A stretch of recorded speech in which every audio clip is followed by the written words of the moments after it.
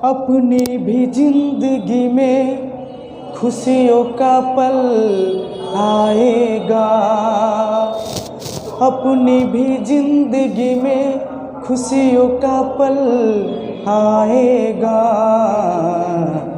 ढूंढेंगे तो मिल जाएगा, ढूंढेंगे तो मिल जाएगा।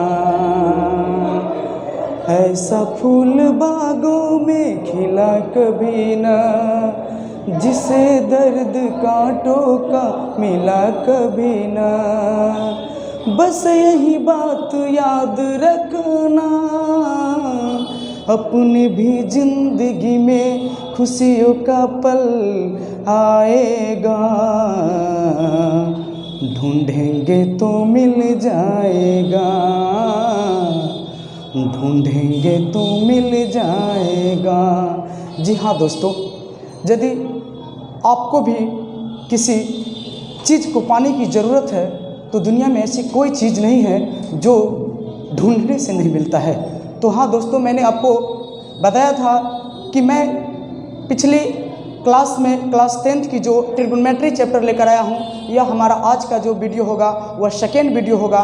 यदि आप पार्ट 1 नहीं देखे हैं तो प्लीज़ मेरी आपसे निवेदनवाद है, गुजारिश है कि आप पार्ट 1 को देख लीजिए, तभी आपको समझ में आएगी। तो आगे हम लोग चलते हैं पार्ट 2 में, देखते हैं उसी पिछले कड़ी को आगे बढ़ाते हुए पार्ट 2। पार्ट 2 है यह आपकी क्लास 10th की ट्रिग्नोमेट्रिक चैप्टर का हम पार्ट 2 लेकर आए हैं। मैंने पिछले पार्ट 1 में दिखाया था आप लोगों को, बताया था आप लोगों को कि त्रिकोणमिति की क्या परिभाषा होती है और त्रिकोणमिति की परिभाषा और त्रिकोणमिति के कितने फलन होते हैं उस पर बात किए थे। तो मैंने बताया था कि त्रिकोणमिति गणित की वह शाखा है जिसके अंतर्गत त्रिभुज के भुजाओं की माप तथा त्रिभुज के कोणों के बारे में अध्ययन करते हैं। क्या कहलाता है? त्रिकोणमिति कहलाता है। और त्रिकोणमिति के 6 फलन होते हैं: sine theta, cos theta, tan theta, cosec theta, cot theta और सेक थीटा। मैंने ये भी आपको बताया था कि त्रिकोणमिति का पिता हिपार्कस को कहा जाता है। तो आज हम लोग उसी कड़ी को आगे बढ़ाते हैं, देखते हैं। सबसे पहले, और मैंने ये भी बताया था आपको कि त्रिकोणमिति में ओनली फॉर हम लोग समकोण त्रिभुज पर बात करेंगे, राइट एंगल ट्रायंगल पर बात करेंगे। तो आइए आगे हम लोग राइट एंगल ट्रायंगल समकोण त्रिभुज के बारे में बात करते हैं। समकोण त्रिभुज,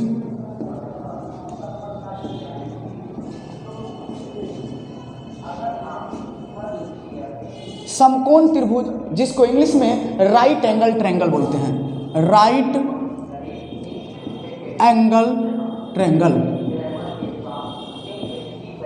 राइट एंगल ट्रायंगल बोलते हैं। समकोण त्रिभुज को इंग्लिश में राइट एंगल ट्रायंगल बोलते हैं। समकोण त्रिभुज की परिभाषा की बात करें तो कहा जाता है कि वैसा त्रिभुज जिसका एक कोण 90 डिग्री का हो तो उसे ही हम लोग समकोण त्रिभुज कहते हैं। क्या कहता है कि वैसा त्रिभुज जिसका एक कोण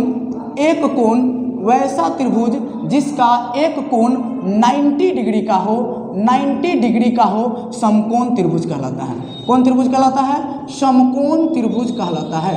समकोण त्रिभुज कहलाता है। समकोण त्रिभुज कहलाता है वैसा त्रिभुज जिसका एक कोण 90 डिग्री का हो तो उसे ही हम लोग समकोण त्रिभुज कहते हैं। इसकी यदि हम फिगर की बात करें तो यही आपका समकोण त्रिभुज है, यही आपका समकोण त्रिभुज है। यह ए, बी और सी हो गया, यह 90 डिग्री होना चाहिए। जब यह 90 डिग्री नहीं होगा तो इसको हम लोग समकोण त्रिभुज नहीं मानेंगे। समकोण त्रिभुज में सबसे बड़ी भुजा हम समकोण त्रिभुज में सबसे बड़ी भुजा को कर्ण कहते हैं। क्या कहते हैं? कर्ण कहते हैं। इसको इंग्लिश में हाइपोटेनस कहते हैं। इसको इंग्लिश में हाइपोटेनस कहते हैं। इसको इंग्लिश में हाइपोटेनस कहते हैं और हिंदी में कर्ण कहते हैं। इसको इंग्लिश में हाइपोटेनस कहते हैं और इसका शुरू का लेटर H है, इसीलिए हमने इसको H से रिप्रेजेंट किया, H से डिनोट किया। यदि तो मैंने एक बात यहाँ से आपको समझा दूँ कि 90 डिग्री के सामने वाले भुजा को हम कर्ण कहते हैं। यदि थीटा इसको मान ले तो थीटा के सामने वाला भुजा जो होगा आपको लंब होगा और इसको हम लोग P से रिप्रेजेंट करते हैं और इसको इंग्लिश में परपेंडिकुलर कहते हैं,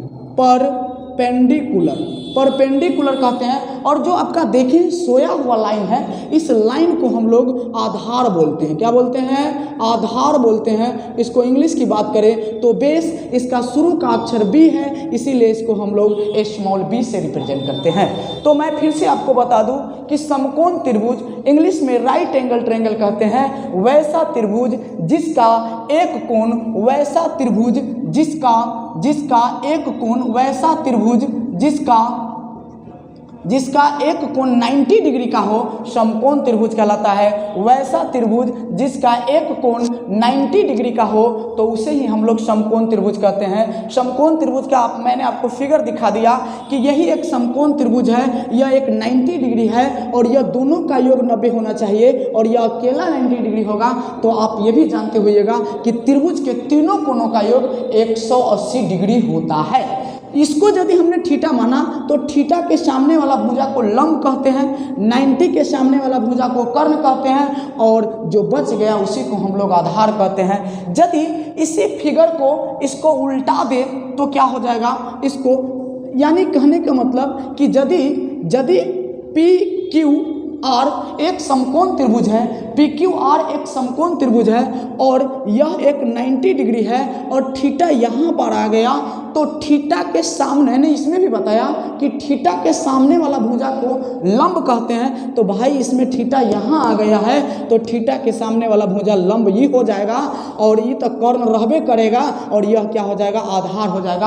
आपको इससे यही समझ में आया कि समकोण त्रिभुज में थीटा के बदलने से लंब और आधार बदल जाता है लेकिन कर्ण कभी नहीं बदलता है। कहा जाता है hypotenuse is not change but perpendicular and base is change. समकोण त्रिभुज में थीटा के बदलने से लंब और आधार बदल जाता है लेकिन कर्ण नहीं बदलता है और समकोण त्रिभुज में सबसे बड़ी भुजा जो होता है वह आपका कर्ण ही होता है। उम्मीद करता हूँ यहाँ तक आपको समझ में आ गया होगा। तो हम इसका नोट भी आपको लिखा देते हैं। क्या इसका 3 नोट बनेगा? समकोण त्रिभुज का 3 नोट बनेगा। तो आप लोग नोट लेके या स्टार देके नीचे लिख लीजिएगा नोट नोट नोट थीटा के बदलने से लंब और आधार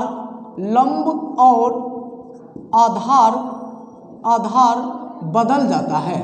थीटा के बदलने से लंब और आधार बदल जाता है लेकिन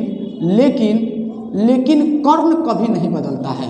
लेकिन कर्ण कभी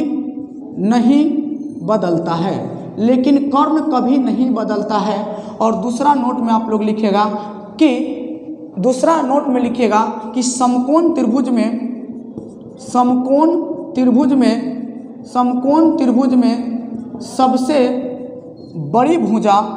सबसे बड़ी भुजा को कर्ण कहते हैं। समकोण त्रिभुज में सबसे बड़ी भुजा को कर्ण कहते हैं। और फर्स्ट नोट लिखा कि थीटा के बदलने से लंब और आधार बदल जाता है लेकिन कर्ण कभी नहीं बदलता है। और दूसरा नोट पढ़ा कि समकोण त्रिभुज में सबसे बड़ी भुजा को कर्ण कहते हैं। और तीसरा नोट लिख लीजिएगा थीटा के इसको थीटा पढ़ेंगे, थीटा के सामने वाली भुजा को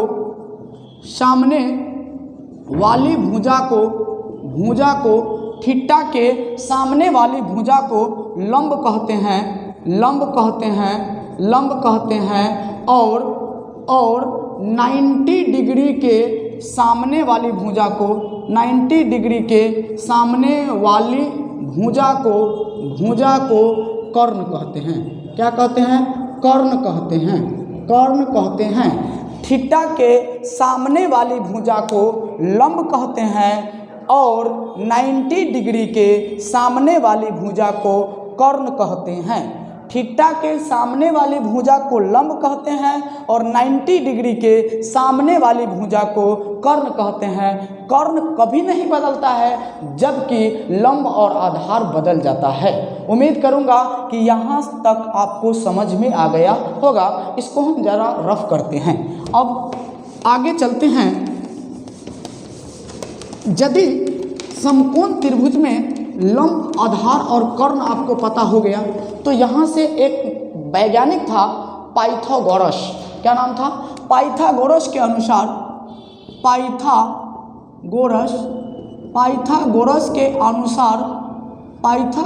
के अनुसार अकॉर्डिंग टू पाइथागोरस परिमेय, अकॉर्डिंग टू पाइथागोरस थ्योरम कहिए या अकॉर्डिंग टू पाइथागोरस के अनुसार कर्ण स्क्वायर बराबर, तो कर्ण को तो h से रिप्रेजेंट किए थे, तो h स्क्वायर बराबर लंब स्क्वायर जोड़ आधार स्क्वायर होता है। यदि यह फॉर्मूला आपको याद हो जाता है तो आगे आपको रटने की, याद करने की ज़रूरत नहीं होगी। यदि आप मेरे साथ बने हैं, इस चैनल पर बने हैं, तो आपको मैथमेटिक्स में डरने की ज़रूरत नहीं है। मैथमेटिक्स कोई भूत नहीं है जो आपको पकड़ लेगा। मैथमेटिक्स में डरने की ज़रूरत नहीं है। यदि आप मेरे साथ बने हैं, आप मेरा पूरी तरह से सपोर्ट करते हैं, तो मैं आपको मैथमेटिक्स का हीरो बना दूंगा। आइए, यदि कर्ण स्क्वायर बराबर लंब स्क्वायर प्लस आधार स्क्वायर होता है तो आप जरा मुझे बताइएगा h बराबर क्या हो जाएगा? तो सर a स्क्वायर उधर जाएगा तो रूट चढ़ा लेगा, तो क्या हो जाएगा? p स्क्वायर जोड़ b स्क्वायर। अर्थात आपसे कोई पूछे कि कर्ण स्क्वायर बराबर क्या होता है, तो रूट अंडर लंब का स्क्वायर जोड़ आधार का स्क्वायर। आगे हम लोग बात कर रहे हैं। अब p कहता है b से कि मुझे अकेला छोड़ दो, p स्क्वायर, तुम h के बगल में चल जाओ तो कर्ण स्क्वायर, और जब भी बराबर के उस साइड कोई टर्म है और इधर आता है तो नेगेटिव लेकर आता है, नेगेटिव इधर आता है तो पॉजिटिव लेकर आता है, तो h square minus b square. तो यहाँ से मेरा एक फॉर्मूला निकला कि लंब स्क्वायर बराबर कर्ण का स्क्वायर माइनस आधार के स्क्वायर। तो फिर यहाँ से जैसे आपने कर्ण का स्क्वायर बराबर लंब स्क्वायर जो आधार स्क्वायर हुआ था और कर्ण बराबर निकाला रूट अंडर लंब का स्क्वायर जो आधार के स्क्वायर, यहाँ से भी आप यदि p बराबर निकालेगा, स्क्वायर इधर चढ़ के रूट चढ़ा लेगा, h square minus b square. यहाँ से एक फॉर्मूला निकला कि लंब बराबर रूट अंडर कर्ण का स्क्वायर माइनस आधार के स्क्वायर, h का स्क्वायर माइनस b के स्क्वायर। यदि आप मुझे बताइएगा तो लंब आधार से कहा कि हम उसके साथ चले जाएंगे, लेकिन एक बार तुमको भी उसके साथ जाना पड़ेगा।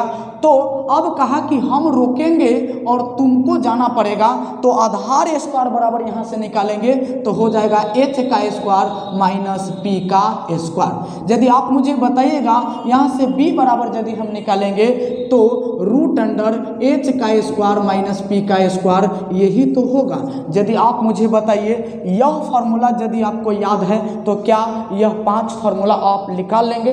रटने की ज़रूरत नहीं होगी यदि इसको याद है तो। यदि याद है इस फार्मूला को तो ये 5 फार्मूला आप निकाल सकते हैं। तो यहाँ से कर्ण स्क्वायर बराबर लंब स्क्वायर जोड़ आधार स्क्वायर, कर्ण बराबर रूट अंडर लंब स्क्वायर जोड़ आधार स्क्वायर, लंब स्क्वायर बराबर कर्ण का स्क्वायर माइनस आधार का स्क्वायर, लंब बराबर root under h square minus b square, और b स्क्वायर बराबर h square minus p square, और b बराबर root under h square minus p square. यहाँ तक आपको समझ में आ गया? तो यदि यहाँ तक समझ में आ गया तो आप यहाँ से आगे हम लोग बढ़ते हैं। आइए दिखाते हैं आपको आगे क्या है।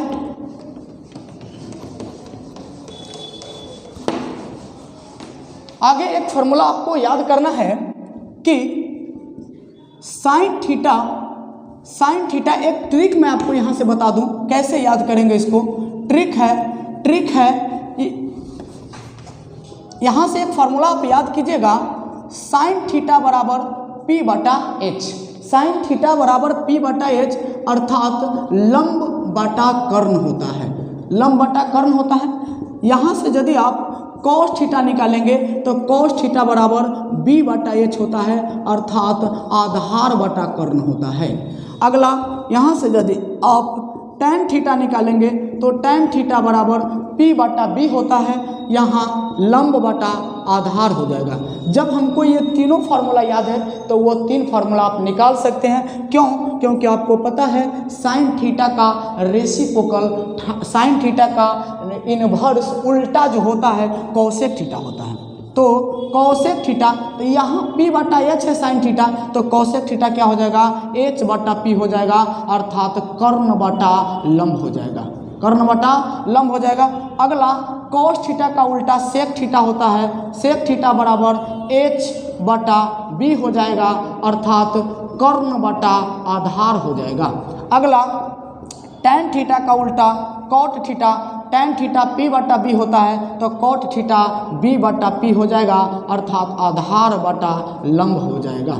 तो यहाँ से आप याद कर सकते हैं साइन थीटा बराबर P बटा H लंब बटा कर्ण, कॉस थीटा बराबर B बटा H आधार बटा कर्ण, tan थीटा बराबर P बटा B लंब बटा आधार, कॉसेक थीटा बराबर H बटा P कर्ण बटा लंब, सेक थीटा बराबर H बटा B कर्ण बटा आधार और कॉट थीटा बराबर B बटा P आधार बटा लंब। आपसे कोई पूछे कि साइन थीटा का, इसको भी रफ कर देते हैं, साइन थीटा का, साइन थीटा का, साइन थीटा का,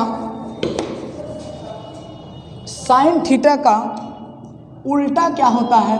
तो साइन थीटा का बाबू उल्टा होता है कॉसेक थीटा, कॉसेक थीटा, और कॉसेक थीटा का उल्टा साइन थीटा, ये आगे में भी बताऊंगा आपको। अगला कॉस थीटा, कॉस थीटा का उल्टा होता है सेक थीटा और सेक थीटा का उल्टा होता है कॉस थीटा। अगला tan थीटा, tan थीटा का उल्टा होता है कॉट थीटा और कॉट थीटा का उल्टा होता है tan थीटा। तो इसको भी आप याद कर लीजिएगा, साइन थीटा का कॉसेक थीटा, कॉसेक थीटा का साइन थीटा, कॉस थीटा का सेक थीटा, सेक थीटा का कॉस थीटा, tan थीटा का कॉट थीटा, कॉट थीटा का tan थीटा। आगे मैं आपको बताया था कि पिछले जस्ट अभी पीछे बताया था कि साइन थीटा बराबर P बटा H होता है, उसको ट्रिक से कैसे याद करेंगे आप जिंदगी में कभी नहीं भूल सकते हैं, जरा देखिएगा ध्यान से। इसका ट्रिक है,